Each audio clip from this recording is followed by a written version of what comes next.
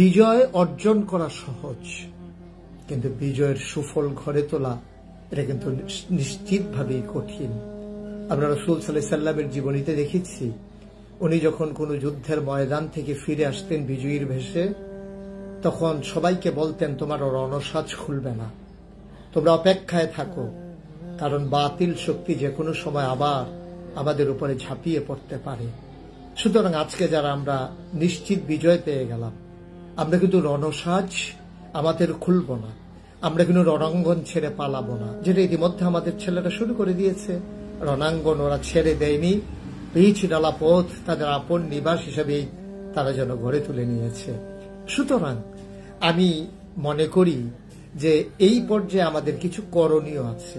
করণীয়গুলো যদি আমি এভাবে চিহ্নিত করতে চাই, আল্লাহ রাব্বুল আলামিন আমাদেরকে বিজয়ের পরে কি করণীয় দিয়েছেন এ ব্যাপারে গোটা একটা সূরাই নাজিল করে দিয়েছেন, যেখানে আল্লাহ তাবারক ওয়া তাআলা বলেছেন যে ইজা জাআ নাসরুল্লাহি ওয়াল ফাth ওয়া রাআইতান নাস ইয়াদখুলুনা ফি দীনিল্লাহি আফওয়াজা ফাসাব্বিহ বিহামদি রাব্বিকা ওয়াস্তাগফির। নির্ধারণ করে দিয়েছেন সুস্পষ্টভাবে, যখন বিজয়ী হবা দলে দলে লোক আসবে, কিন্তু মনে রাখতে হবে এই বিজয়ের ক্ষেত্রে মহান প্রভুর দান। সুতরাং ফাসাব্বিহ বিহামদি রাব্বিকা ওয়াস্তাগফির, প্রশংসা করবে আল্লাহর এবং তাসবিহ পাঠ করবে আল্লাহর, এবং আল্লাহর দরবারে ক্ষমা প্রার্থনা করবে।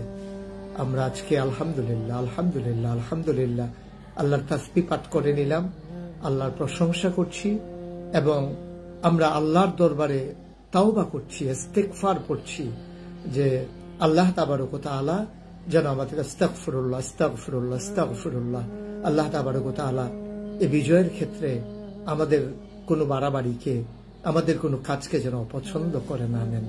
আল্লাহ যেন আমাদের ভুল ত্রুটিগুলো ক্ষমা করে দেন। সম্মানিত দেশবাসী, যারা শুনছেন, আমার সাথে যারা সংযুক্ত আছেন, এক্ষেত্রে আমরা যেটা আল্লাহ নির্দেশ দিয়েছেন এটা করব।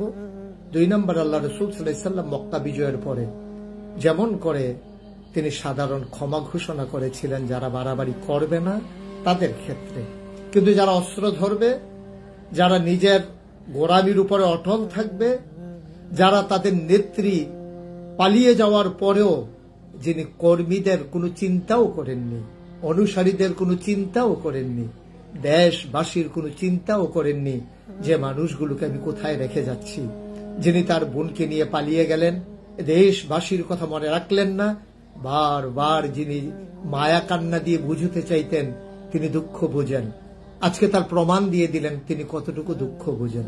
তার কর্মীদেরকে রাজপথে ছেড়ে দিলেন, তাদের বাড়িগুলোকে ওই প্রতিহিংসার শিকারের হাতে ছেড়ে দিলেন, তাদের জীবনের তিনি একটু পরোয়াও করলেন না, তিনি পালিয়ে গেলেন। একবারও ভাবলেন না যে আমি যাদেরকে রেখে যাচ্ছি 15 বছর ধরে, যারা আমাকে এই ক্ষমতার মসনদে টিকিয়ে রেখেছে, আমাকে গণভবনের এই নরম তুলতুলে বিছানায় বিশ্রাম নেওয়ার, আনন্দ করার সুযোগ করে দিয়েছে, আমি তাদেরকে কোথায় রেখে যাচ্ছি, একবার তিনি চিন্তাও করলেন না।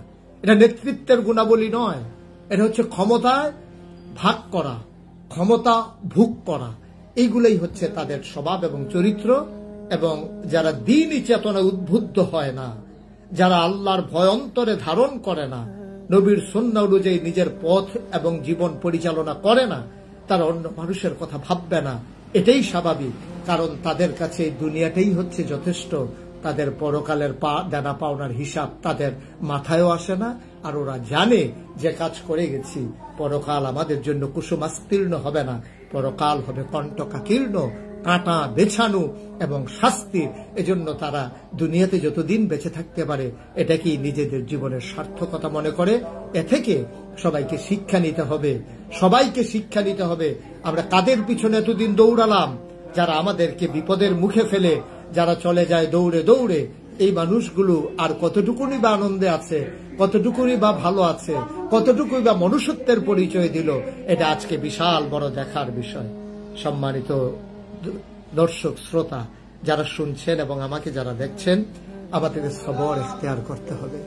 যা যাবার তা তো চলেই গেল, সামনের দিনগুলোকে সুন্দর করে নিয়ে যাওয়ার জন্য আমরা অবশ্যই আমাদের এই সুন্দর জীবনকে আমরা সবর ইখতিয়ার করে আমরা ভবিষ্যৎ বিনির্মাণে, কাগজে পত্রে নয় প্রকৃত অর্থে সোনার বাংলা বিনির্মাণে আমরা এক একজন অতন্ত্র প্রহরী হব, এক একজন সৈনিক হব এই রাষ্ট্র বিনির্মাণে ইনশাআল্লাহ।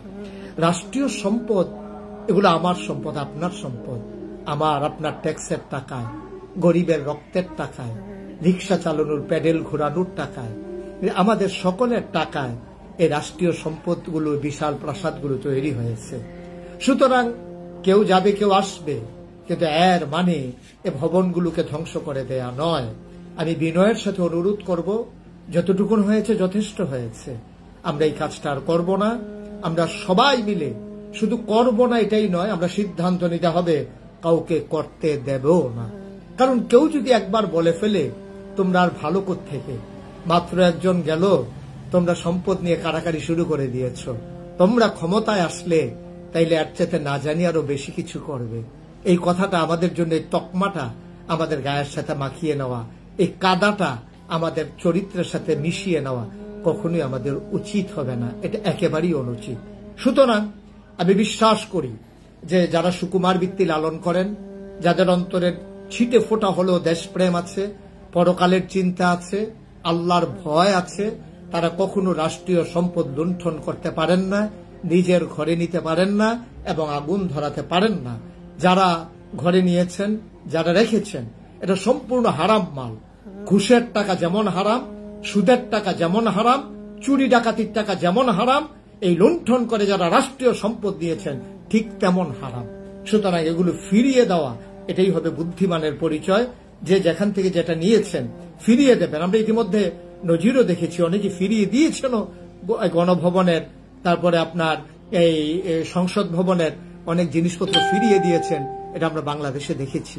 সুতরাং আমরা আরো দেখতে চাই, পৃথিবীর কাছে আমরা একটা অনন্য নজির স্থাপন করতে চাই, আমরা দেখিয়ে দিতে চাই বাংলাদেশের মানুষ আবেগতাড়িত হয়ে কোনো কিছু যদি করেও ফেলে, বিবেক যখন তাদের সাড়া দিয়ে ওঠে, বিবেক যখন তাদের জেগে ওঠে, তারা আবেগকে প্রায়শ্চিত্ত করে বিবেক দিয়ে আমরা এই সম্পদগুলো আমরা রাষ্ট্রের কাছে ফেরত দেব।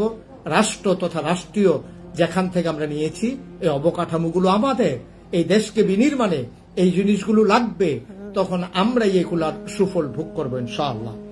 ভবিষ্যতে আমাদেরকে শিক্ষা গ্রহণ করতে হবে, কেউ যেন আবারও বলতে না পারে যে তোমরা তো এমনই। আমরা সেই শিক্ষা নিয়ে আমাদের পথ চলাকে এগিয়ে নিয়ে যাব ইনশাআল্লাহ। সম্মানিত উপস্থিতি, অন্য ধর্মাবলম্বীদের, বিশেষ করে সকলেরই প্রতিবেশী যদি অন্য মতাবলম্বী হন, এবং আপনি যখন যেটা যেভাবেই করেন, দয়া করে বিশেষ করে আমাদের দেশে যারা সংখ্যায় কম, আমি তাদেরকে সংখ্যা লঘু বলতে রাজি না, তারা সবাই বাংলাদেশী, এটাই তাদের পরিচয়, এটাই তাদের পরিচয়। সে সংখ্যায় কম হতে পারে, বেশি হতে পারে, সুতরাং সেটা আমাদের সংখ্যা লঘু হিসাবে আমরা তাদেরকে বলি না। আমরা এভাবে বলি যে যারা অন্য ধর্মাবলম্বী আছেন, সেটা হিন্দু হতে পারে, বৌদ্ধ হতে পারে, খ্রিস্টান হতে পারে, জৈন, পার্সি, যারাই হোক, আমরা কখনোই কোনোভাবেই তাদের এই বাড়িঘরে আক্রমণ করব না। কারণ ১৫০০ বছর আগে সংখ্যাগরিষ্ঠ মুসলমানের দেশে রাসূল সাল্লাল্লাহু আলাইহি ওয়াসাল্লাম অন্য ধর্মাবলম্বী মানুষগুলোকে আমাদের কাছে আমানত হিসেবে রেখে দিয়েছেন। আমরা রাসূল সাল্লাল্লাহু আলাইহি ওয়াসাল্লাম বলে দিয়েছেন এমন করে যে ঠিক তোমরা তেমন করে তোমাদের সম্পদকে, সন্তানকে, তোমাদের পরিবার পরিজনকে যেমন করে তোমরা হেফাজত করো, ঠিক তেমন করে তোমরা এই তাদেরকেও, এই সংখ্যা যারা অন্য ধর্মাবলম্বী তাদেরকেও ঠিক তেমন করেই আমরা তাদেরকে হেফাজত করে, এটা আমাদের নৈতিক দায়িত্ব। ওনারা আমাদের কাছে আমানত। এবং ইতিমধ্যে আপনারা দেখেছেন আমরা ওলামায়ে কেরাম সংঘবদ্ধভাবে ইতিমধ্যে সিদ্ধান্ত নিয়েছি, এবং কুমিল্লা শহরে মন্দিরগুলোর সামনে মাদ্রাসার ছাত্রদেরকে আমরা বসিয়ে দিয়েছি, এবং আমরা ইনশাআল্লাহ সেখানে আমরা এই দিবানিশি পাহারা চালিয়ে যাব, আমরা ওগুলো পরিদর্শন করব। এবং আমি রাতেও গত রাত্রে ২:৩০ পর্যন্ত আমরা দেখেছি যে কেমন করে তাদেরকে নিরাপত্তা দেওয়া যায়। আমি বিভিন্ন লোকজনের সাথে কথা বলেছি, আমরা তাদেরকে এই ওলামায়ে কেরামদের পক্ষ থেকে এনশিওর করেছি যে তারা মায়ের কোলে শিশু যেমন থাকে, গভীর পানির ভিতরে মাছ যেমন থাকে, আকাশে যেমন বিচরণ করে পাখি আনন্দে, ঠিক এই বাংলাদেশে অন্য ধর্মাবলম্বী যারা সংখ্যায় কম যারা বাস করবে তারা ঠিক তেমনই থাকবে ইনশাআল্লাহ। এটা আমাদের নৈতিক দায়িত্ব, এটা আমাদের কাছে আমানত। বিশেষ করে ছাত্রদেরকে এখন এই দেশ বিনির্মাণে যারা যে ভূমিকা রেখেছে এ পর্যায়ে ছাত্রদেরকে এই দেশ এবং জাতির ভবিষ্যৎ বিনির্মাণে তাদেরকে স্বশিক্ষায় শিক্ষিত হওয়া লাগবে। নৈতিক জ্ঞানে তাদেরকে উন্নতর চরম শিখরে আরোহণ করা যাবে। নৈতিকতা বিবর্জিত কোনো শিক্ষা আমরা চাই না। সময় মতো ইনশাআল্লাহ এই জাতিকে ধ্বংস করার যে পাঠ্যক্রম, এই পাঠ্যক্রমকে পরিবর্তনের জন্য আমরা ভূমিকা রাখবো ইনশাআল্লাহ। সকল ওলামায়ে, সকল ঘরানার ওলামায়ে কেরাম আমরা এই ব্যাপারে ঐক্যমত্য যে এই শিক্ষাকে ধ্বংস করে দিয়ে জাতিকে ধ্বংসের যে পায়তারা হয়েছে, শিক্ষাকে ঢেলে সাজানো হবে। কিন্তু আমরা যারা, আমাদের যারা ছাত্র আছে, তোমরা তোমাদের পড়ার টেবিলে বেশি বেশি করে যে সময়টুকুন লস হয়ে গেল রাষ্ট্র বিনির্মাণ করতে গিয়ে, সেই সময়টুকুন এখন পড়ার টেবিলে কাজে লাগিয়ে নিজেদেরকে, কারণ এই সচিব তোমাদের মাঝ থেকেই হবে, ডাক্তার ইঞ্জিনিয়ার তোমাদের মাঝ থেকেই হবে, মসজিদের মেম্বারগুলোতে কণ্ঠ উচ্চকিত করে কথা বলবে তোমরাই, ওয়াজের ময়দানগুলোকে কাঁপিয়ে দেবে তোমরাই। সুতরাং শিক্ষা যদি না থাকে তোমরা এই গুরুদায়িত্ব পালন করতে পারবে না। এজন্য তোমাদেরকে জ্ঞানের আধারে নিজেদেরকে গৌরবান্বিত এক একজন নাগরিক হিসেবে তৈরি করে নিতে হবে। রেমিটেন্স যোদ্ধাদেরকে নানানভাবে বলা হয়েছে ওরা যেন টাকা পয়সা দেশে না পাঠায়। এই কথাগুলো তখন ছিল ঔষধের মতো। রোগীকে বাঁচানোর জন্য, বাংলাদেশ নামক অসুস্থ দেশটাকে বাঁচানোর জন্য তখন পথ্য দেওয়া ছিল অতীব কষ্টের। কারণ পথ্য দিলে রোগী বেঁচে যেত, কোনো মতে শুধু জীবনটা বাঁচিয়ে রাখা, তখন তাকে ভিটামিন দেওয়ার সুযোগ সময় ছিল না। তখন রাষ্ট্র মেরামতের জন্য এই তাদের ভাগ্যে এই কালিমা লেপন করার জন্য রেমিটেন্স বন্ধ করে দেওয়া ছিল তখন জরুরি। আর এখন যেহেতু দেশ স্বাধীন হয়েছে, এখন বেশি বেশি কষ্ট করে রেমিটেন্স পাঠাই দেওয়া, অতি দ্রুত পাঠাই দেওয়া, আটকে না রাখা, এটাই দেশের জন্য এখন খুব বেশি জরুরি। এরকম কোরামিনের কাজ দেবে ইনশাআল্লাহ। এই ইঞ্জেকশন দিয়ে রোগীকে বাঁচিয়ে রাখতে হবে। মৃত্যুর প্রাককালে শেষ ইঞ্জেকশনটা দিয়ে যেমন করে রোগীকে বাঁচিয়ে রাখে, আজকে আমার বিদেশে যারা অবস্থান করছে, শুভানুদায়ী, শুভাকাঙ্ক্ষী যারা দেশের মানুষ, দেশকে ভালোবাসে, আপনাদেরকে বিনীত অনুরোধ, আপনারা আপনাদের কষ্টার্জিত টাকাগুলো বৈধ পথে আপনারা পাঠিয়ে দেন। এখন আর আপনাদের টাকা দিয়ে কেউ কানাডাতে বাড়ি করবে না। এখন আপনাদের টাকা দিয়ে আমেরিকাতে কেউ বাড়ি কিনবে না। এখন আপনাদের টাকা দিয়ে 5 লক্ষ টাকা দিয়া কেউ আর জানালার পর্দা লাগাবে না। এখন আপনাদের টাকায় এক একটা বালিশের দাম আর ৭৫,০০০ টাকা হবে না। এখন আপনাদের টাকা দিয়ে দেশ বিনির্মাণ হবে, বাংলাদেশের রিজার্ভ শক্তিশালী হবে এবং বাংলাদেশের অর্থনীতির মেরুদণ্ড যা বাঁকা করে দিয়েছিল জালেম সরকার, সেই জালেম সরকারের বাঁকা করে দেওয়া মেরুদণ্ড এই বাংলাদেশ সোজা করে দাঁড়ানোতে আপনাদের বিশাল ভূমিকা। আমি বলেছি গাড়ি চালাতে যেমন তৈল লাগে, মানুষ দেহ চালাইতে যেমন রক্ত লাগে, আর বাংলাদেশ নামক অর্থনীতির চাকাটা চালাতে রেমিটেন্স লাগে। আপনাদের এই রেমিটেন্স পাঠিয়ে দেবেন এখন সম্পূর্ণ বৈধ পথে আপনারা পাঠান, ব্যাংকিং চ্যানেলে পাঠান। তাহলে এই টাকার এই সরকারের রিজার্ভ ইনশাআল্লাহ শক্তিশালী হবে। সেনাবাহিনীকে আমি বলবো যে আপনারা বিশাল ভূমিকা রাখুন।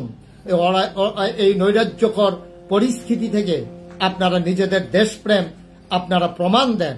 আপনারা সুন্দর করে দাঁড়িয়ে যান সকল স্থাপনার সামনে, বুঝিয়ে দেন, মাইকিং এর ব্যবস্থা করুন, ওলামায়ে কেরামদেরকে প্রয়োজনে ডেকে নিয়ে তাদের সাথে তাদের মাধ্যমে কথা বলান, যারা বাংলাদেশের সুকুমার বৃত্তি লালন করেন, যাদের কথা মানুষ শুনে, তাদের থেকে পরামর্শ নিয়ে আমি বিশ্বাস করি আমার সেনাবাহিনী যদি জনগণের পাশে দাঁড়ায়, যারা দুর্বৃত্তায়ন করছে, যারা নৈরাজ্য করছে, লোভীর পরিচয় দিচ্ছে, তাদেরকে সংযত করা আমাদের জন্য খুব কঠিন বিষয় হবে না। আইন শৃঙ্খলা রক্ষা করার ক্ষেত্রে র্যাব, পুলিশ, গোয়েন্দা সবাই মিলে ভূমিকা রাখতে হবে। যারা বাড়াবাড়ি করেছেন তারা স্বাভাবিকভাবেই সাবধানে থাকাই জরুরি।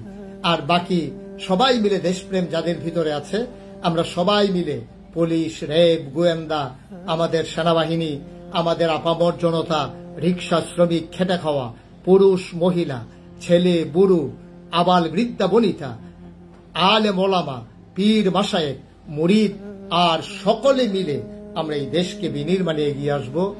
সবাই আমরা এই সুন্দর দেশের আমরা অপেক্ষায় আছি।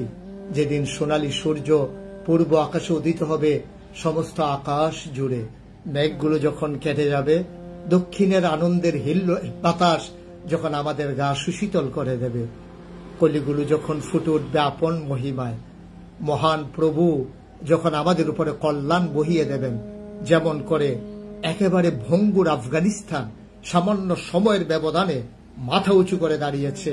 আমার বাংলা, আমার 56,000 বর্গ মাইলের বাংলা, আমার 18 কোটি মানুষের বাংলা, আমার মসজিদের বাংলা, আমার মাদ্রাসার বাংলা, আমার এই দেশের সকল প্রতিষ্ঠানের এবং সকল ঘরানার মানুষের এই প্রাণপ্রিয় সংগঠন বাংলাদেশ, এটা স্বমহিমায় সৌজ্জ্বলে জেগে উঠবে, মাথা উঁচু করে দাঁড়াবে বিশ্বের বুকে। অর্থনীতিতে আমরা হব একটা পরাশক্তি, আমরা হব দ্বীনি চেতনায় উদ্বুদ্ধ, কথা বলবো প্রাণ খুলে, মন উজাড় করে দিয়ে, আর আমরা এই দেশ বিনির্মাণে এগিয়ে আসব এক একজন দ্বীনের প্রহরী হয়ে। দেশ বিনির্মাণে এক একজন সৈনিকের ভূমিকা পালন করে আমরা ইনশাল্লাহ দেশকে এগিয়ে নিয়ে যাব। সবাই ভালো থাকবেন, সবাই সুন্দর থাকবেন। দেখা হবে কোনো এক ময়দানে, কথা হবে কোনো এক মাহফিলে, অথবা আবার সোশ্যাল মিডিয়ার সুবাদে লাইভে আসবো আপনাদেরই সাথে। এবং সেই পর্যন্ত আমরা সবাই ভালো থাকি, দেশ বিনির্মাণে এগিয়ে আসি এবং সবাই মিলে জানিয়ে দেই, যেমন করে আগেও বারবার জানিয়েছিলাম, আমরা ছিলাম, আমরা আছি, আমরাই থাকবো।